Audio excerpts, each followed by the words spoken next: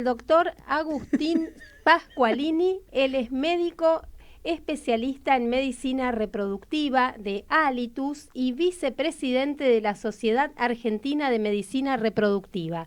Ya está en línea. Agustín, buenas tardes. Te saludamos Gabriela Ensink y Elisa Soto desde Estrategia Salud y Ambiente. ¿Cómo estás?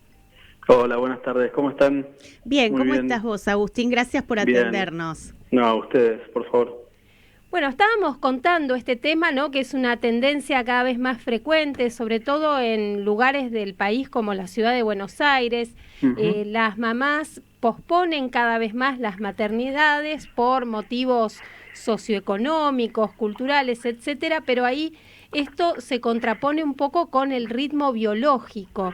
Y entonces, ¿qué debería tener en cuenta una mujer que está planificando su maternidad más allá de los 35 o 40 años? Mira, es una excelente pregunta y nosotros cada vez lo vemos más como más notorio en el consultorio, ¿no? Como hemos visto cómo se corre hasta incluso la edad de primera consulta por fertilidad, que hace unos años era de 37, 36 años, hoy por hoy estamos en 38, 39 años de promedio. Entonces es como una tendencia que en todo sentido está impactando porque el cuerpo sigue siendo el mismo. Y está claro que la mujer hoy por hoy de 40 probablemente sea la de 25 de hace unos años. Mira. Pero el reloj biológico, o sea, la máquina sigue siendo la misma. Y sabemos hoy por hoy que hasta los 30, a los 30 años más o menos se alcanza el pico de la fertilidad, se mantiene a los 35 y a partir de los 35 empieza a declinar. Obviamente que no es un declive pronunciado, pero ya a partir de los 35 se empieza a perder capacidad de fertilidad. Y sin duda todo esto puede estar un poco acentuado por el estrés, el estilo de vida, un montón de situaciones que hacen que probablemente la fertilidad se vea afectada antes de los 40 años, que es donde uno generalmente ve que hay más impacto de la edad sobre la capacidad reproductiva. Y lo que nosotros siempre promulgamos en las mujeres es que lo hablen con su ginecólogo. Las mujeres jóvenes todos los años van a hacerse sus controles al ginecólogo y el ginecólogo es como el médico clínico de la mujer joven, ¿no? Entonces que lo hablen, y hoy para mí, así como se habla de método anticonceptivo, como uno dice planificación familiar y en general se habla de anticonceptivos, ¿no? Claro. Pero creo que tiene que estar involucrado la charla de, bueno, ¿y a qué edad, por lo menos si lo puede pensar, ¿no? ¿A qué edad tenés planeado tener hijos? Porque en función de eso uno puede tomar distintas acciones y decir, bueno, está bien, anticonceptivos es un camino, obviamente, para un embarazo no deseado, pero sí, obviamente uno puede planificar, porque hoy uno puede evaluar su reserva ovárica y ver qué capacidad tienen los ovarios individualmente de cada mujer de producir óvulos. Eso, en general, la edad es como un factor independiente, pero después tenemos los factores individuales de cada persona. Entonces uno puede analizar específicamente la reserva ovárica de cada mujer mediante un análisis de sangre y una ecografía, que es muy sencillo de hacer, y eso verlo con el ginecólogo y ver qué potencial tiene uno en sus ovarios. Y en función de eso también plantear estrategias hoy por hoy es muy común y se habla mucho, por suerte, de lo que es la congelación de óvulos, lo que se llama la vitrificación de óvulos, para aquellas mujeres que desean por algún motivo posponer su maternidad, y es una realidad.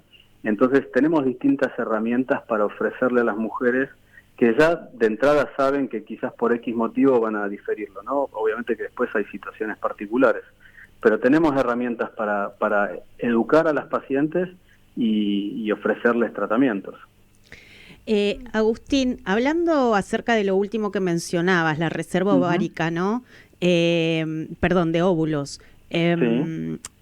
Una vez que, primero, en cuanto a costos, ¿sigue siendo tan costoso como en algún momento o el hecho de que es un poco más masivo se hace mucho más accesible en términos económicos? Y por otro lado, saber esos óvulos que se reservan, se sabe que, porque uno de los riesgos que corremos las mujeres por postergar la maternidad es alteraciones genéticas o una serie de alteraciones en el feto que, bueno, puede digamos, concluir en una persona, en un bebé con problemas, ¿no? Ujú.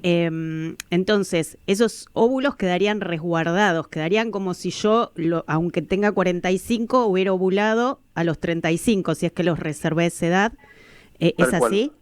Tal cual, sí, eso es así. El riesgo genético se mantiene por la edad de la congelación, por lo menos es lo que se ha visto en las distintas series. O sea, no hay mayor riesgo genético por haber congelado, Uh-huh. y al momento de estar congelados los óvulos está como suspendido el metabolismo de los óvulos, con lo cual no se provoca ese proceso de envejecimiento en la célula. Entonces eso permite que cuando uno lo vaya a descongelar, independientemente del tiempo que haya pasado de congelación, descongelen con una muy buena tasa de sobrevida. Hace muchos años existía una técnica de congelación que se llamaba congelación lenta.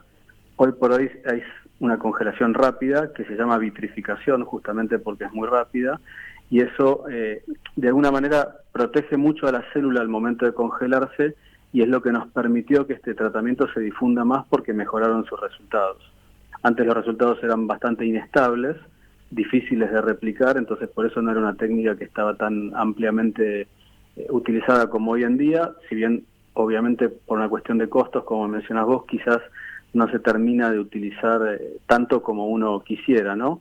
Los costos han ido mejorando, por decir una manera, pero bueno, a veces distintas situaciones por tema de insumos, los insumos son todos importados, hacen que quizás los tratamientos, por más que sean más masivos, no sea difícil que disminuyan de precio. Y además está el tema de la medicación, que también a veces se utilizan medicaciones costosas. Pero no dejan de ser tratamientos que, por lo menos, creo que uno tiene que recibir el asesoramiento para poder decidir si uno puede hacerlo o no, porque quizás uno no le sobra el dinero, pero sí lo quiere hacer. Pero creo que el momento oportuno de recibir la información es lo importante, ¿no? Y después cada uno en su realidad, en su situación, en sus miedos, porque hay pacientes que obviamente pincharse medicación no les agrada para nada, lo puedan decidir, ¿no? Uh-huh. Agustín, y volviendo sobre la pregunta que te hizo Elisa, hay una ley de reproducción asistida, Sí. pero ¿cubre este tipo de tratamientos, digamos, lo que es la congelación de óvulos, o es más ya para pasar a la segunda fase, una vez que los descongelaste y empezás a hacer el tratamiento? Mira, yo creo que desde la instrumentación de la ley han ido cambiando los alcances para bien. La ley contempla que todo lo que sea como trastornos de salud sea cubierto, es decir, la infertilidad, ahí se cubren los tratamientos. También le cubren a parejas igualitarias o a mujeres solas que están en un proyecto, solas no, en proyecto monoparental, que desean encarar la maternidad solas. Eso está cubierto. Lo que es la preservación social, lo que llamamos social por cuestiones laborales o personales, no está cubierto. Sí está cubierta la preservación de ovocitos ante enfermedades que sus tratamientos o la enfermedad misma pueda perjudicar la reserva ovárica, como son los tratamientos oncológicos. Uh-huh. Entonces, en ese grupo de pacientes sí lo cubre, pero en las que deciden por cuestiones personales diferirlo o hacer el tratamiento, no, ahí no está cubierto. Mira, qué interesante. Y hay algo de lo que hablaron, yo fui a un encuentro la semana pasada organizado por DASA Genómica, en el que estuviste exponiendo junto con un colega tuyo, el doctor Rey Balsacchi, y ahí se habló de la selección embrionaria genética. ¿Qué es esto? Sí, a ver, selección embrionaria es como que suena que estamos eligiendo, pero sí, es verdad, estamos eligiendo, pero lo que se hace es la técnica se llama PGT, que es el diagnóstico genético de preimplantación, que es una vez que uno tiene los embriones en el laboratorio, se le sacan unas células en el día 5, un embrión en día 5 tiene 160, 180 células, y se le sacan 4 o 5 células y se las analiza genéticamente.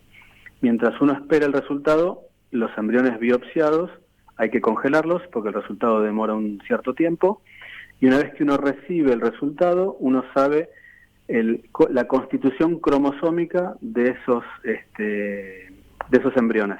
Entonces uno puede analizar lo que son la cantidad de cromosomas que tiene cada embrión porque lo que se ha visto es que uno de los principales motivos que hace que disminuya las tasas de embarazo cuando uno transfiere son las anomalías genéticas a nivel de los cromosomas, que justamente son las mismas anomalías que están aumentadas en las mujeres de más de 38 años.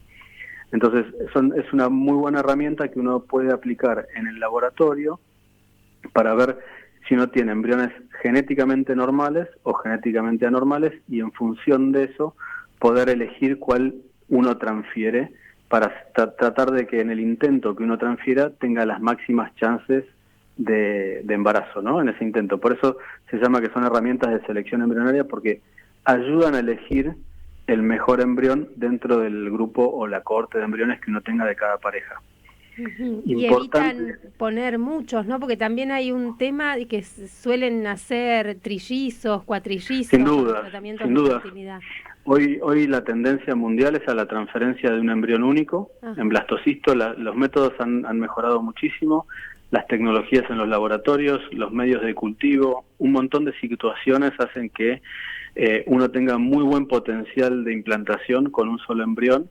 Entonces, todo esto apunta siempre a tratar de transferir de a un embrión, porque a veces transferir 2 embriones no aumenta la tasa de embarazo, pero sí aumenta la tasa de embarazo múltiple, y sabemos que los múltiples tienen ciertos riesgos para la madre y para los bebés.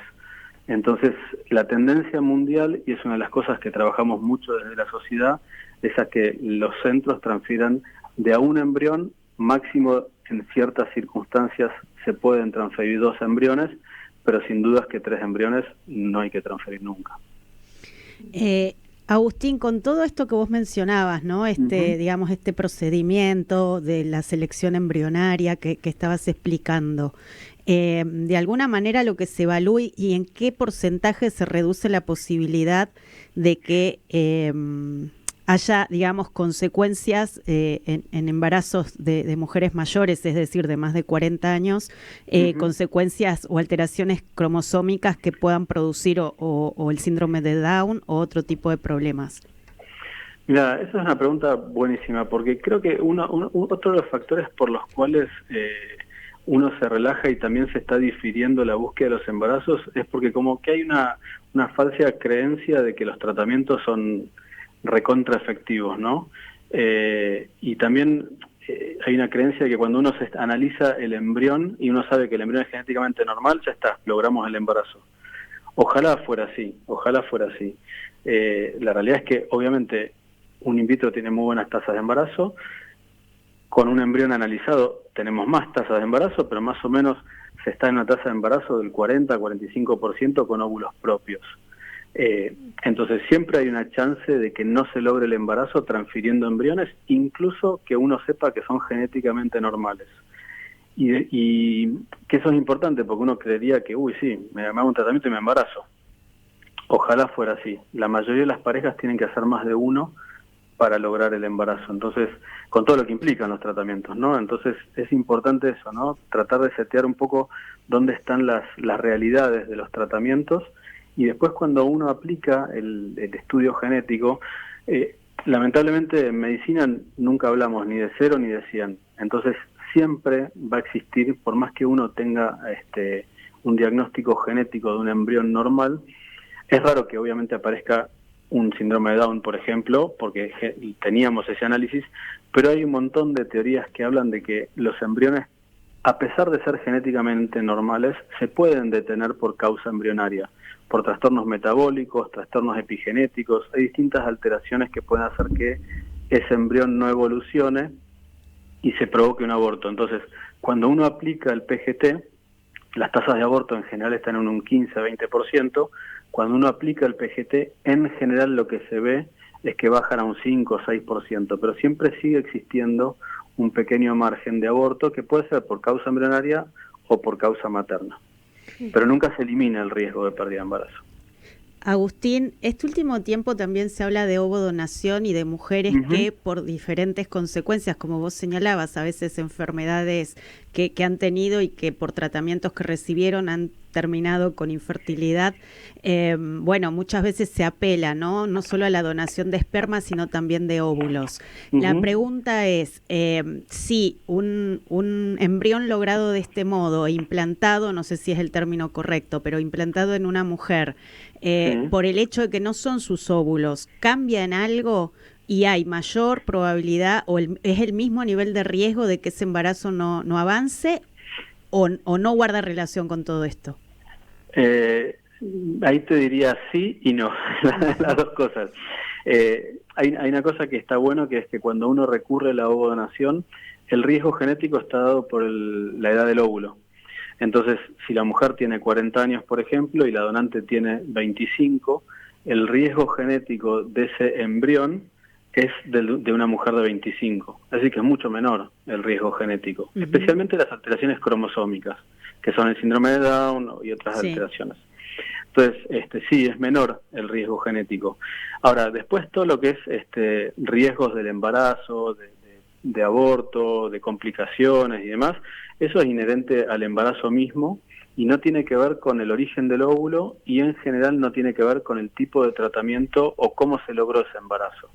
Entonces, los riesgos obstétricos tienen que ver muchas veces con la edad de la madre, tiene que ver con las condiciones previas que pueda tener la madre, obesidad, hipertensiones, o sea, distintas condiciones que quizás aumenten el riesgo obstétrico.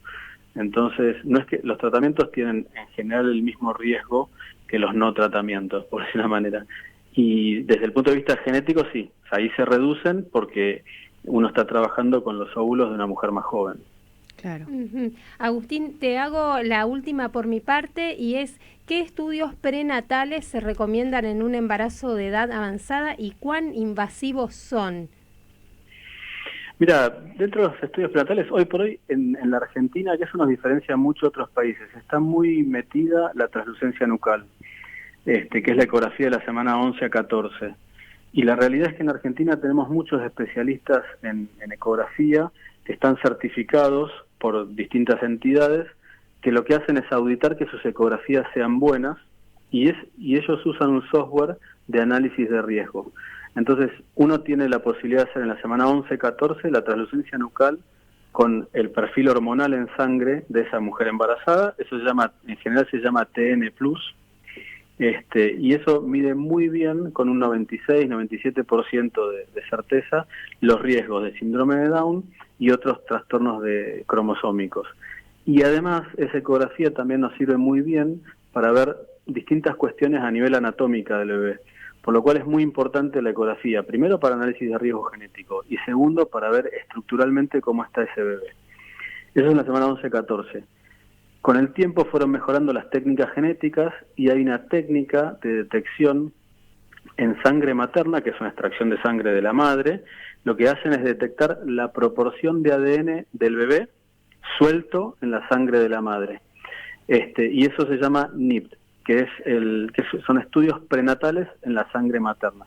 Entonces lo que buscan ellos es detectar el ADN del bebé y ver si cromosómicamente es normal o anormal. Y esto se puede hacer a partir de la semana 9 de embarazo, mediante una extracción de sangre. Entonces, en secuencia, uno podría hacerse a las 9 semanas una extracción de sangre, eso se envía afuera a analizar, te dan un resultado de cómo está conformado cromosómicamente ese bebé, incluso informa el sexo, y en la semana 11-14 la ecografía, primero para confirmar la información que dio el estudio en sangre a nivel cromosómico, y segundo, para poder hacer la evaluación estructural del bebé. Entonces son los dos estudios muy importantes para poder hacer. Obviamente que si uno tuviera que hacer uno solo, y quizás uno se mete más a la translucencia nucal porque está más difundido, me parece que es más accesible, pero no deja de ser una muy buena alternativa el de sangre como complemento. ¿Y no son invasivos ninguno de los dos? Para el bebé, ninguno de los dos. Ninguno de los dos, en absoluto. El de la sangre es una extracción de sangre para la madre nomás. Bueno, Agustín, la verdad que es súper interesante todo lo que nos comentaste, muy buena información, queremos darte las gracias y bueno, simplemente que tengas una muy buena tarde.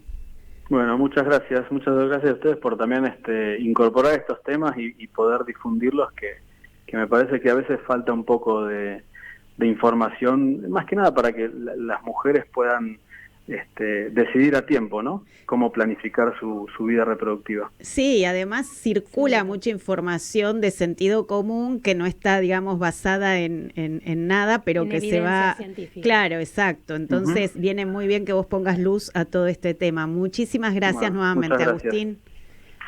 Muchas gracias. Hasta luego, igualmente. Bueno, estuvimos hablando con el doctor Agustín Pasqualini. Él es médico ginecólogo, especialista en medicina reproductiva de Alitus y vicepresidente de la Sociedad Argentina de Medicina Reproductiva.